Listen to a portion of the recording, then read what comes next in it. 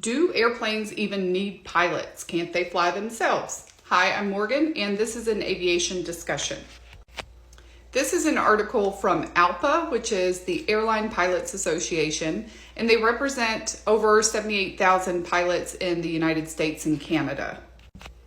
So planes don't fly themselves. They have assistive tools and technologies that assist and complement a pilot's training and experience.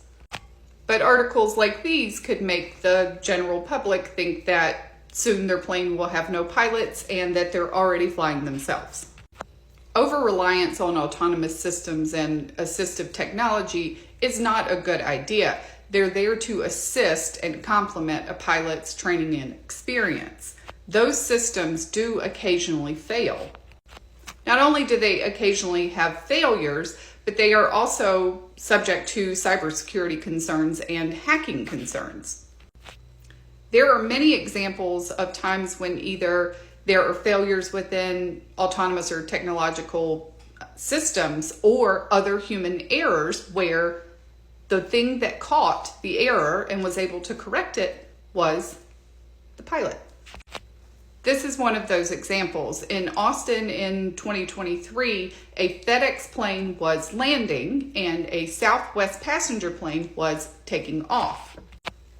There was heavy fog and there was a faulty assumption by an air traffic controller that led to the FedEx cargo plane being given clearance to land on runway 18 left at the same time that the Southwest passenger plane was given clearance to take off on runway 18 left. The FedEx pilots caught the error and were able to get in touch with the Southwest pilots to let them know they needed to abort their takeoff, and they also aborted their landing. Technological advances in aviation that are assistive are not a bad idea. Things that help reduce the workload for pilots during emergencies or atypical situations could be quite helpful, and it helps remove some of the repetitive or redundant tasks that a pilot would need to do. But those technologies are supposed to be developed in conjunction with a pilot's training and experience. And if you have ever driven a car that has lane assist, you may know what I'm talking about from a perspective that may be able to be related to why planes should not have pilots. I do have a car that has lane assist, and there have been two such occasions where I'm either going around a curve or something where you can't really see the full landscape of what you're driving into, and either it's raining, it's dark, there are headlights, or there's sun in the way, and the car thinks that I'm leaving my lane, and so it pulls me back into my lane. But as the driver, I can see that the input going into my car, the technological assistive device, is incorrect.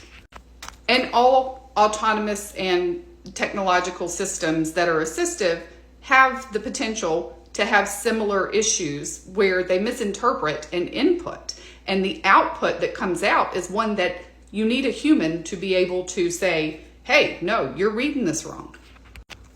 To make a stronger case, the majority of the public, over 80%, would not feel safe flying on a plane, a passenger plane, that had no pilot.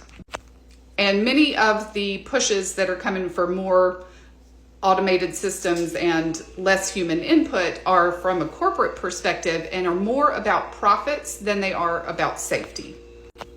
This is a discussion, so let me know in the comments what you think. Do you feel like you would feel safe on a plane that had no pilots, or do you think that that should never be an option, and why?